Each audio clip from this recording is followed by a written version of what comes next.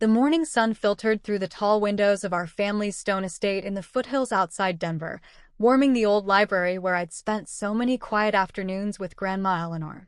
Faces I'd known my whole life stared back at me, but they'd never really seen who I was. Mr. Ellis, our longtime family attorney, adjusted his glasses. As per Eleanor Harrington's final trust amendment, filed and witnessed under Colorado law last year, we're here to distribute the assets of Harrington Capital. Dad, Thomas, straightened his tie, a nervous habit since I was little.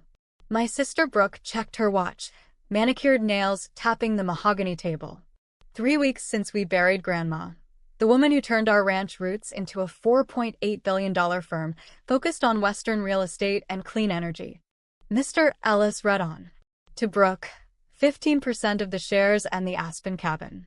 To Dad, 20% plus the downtown Denver building. Minor shareholders took 10%. The room tensed as the math sank in, 55% still unassigned.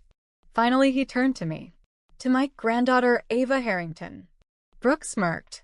Let me guess, the family albums again? I pulled out my phone. Grandma left a video. It's notarized and part of the amendment.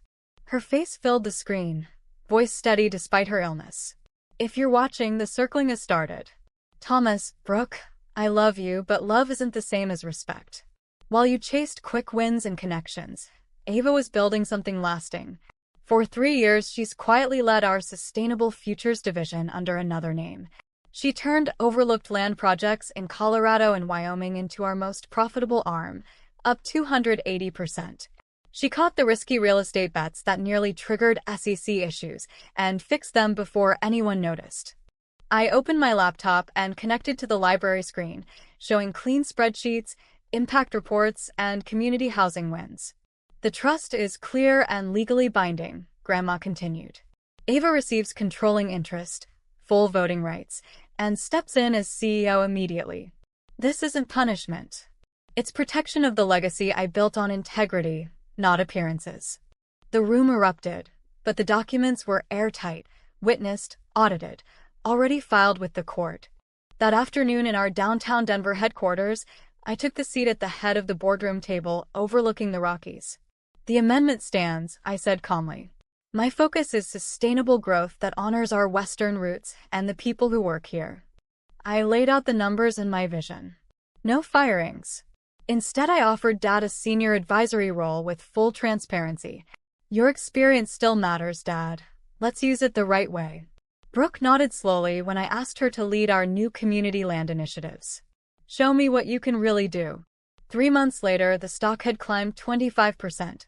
Morale was higher than ever, and the office felt lighter. One evening back at the estate, Dad set down his coffee. I never saw you, Ava. I'm sorry. I thought I was protecting the family. Brooke reached across the table. I've learned more in these months than in years of pretending. We talked for hours. No shouting, just honesty. Sunday dinners became real again. I looked out at the mountains Grandma loved and smiled. True legacy isn't about who shouts loudest or grabs the most. It's about choosing understanding over judgment, lifting each other up, and building something that lasts together. The quiet one hadn't just taken the reins, she'd opened the door for all of us to grow. And that was the greatest inheritance of all.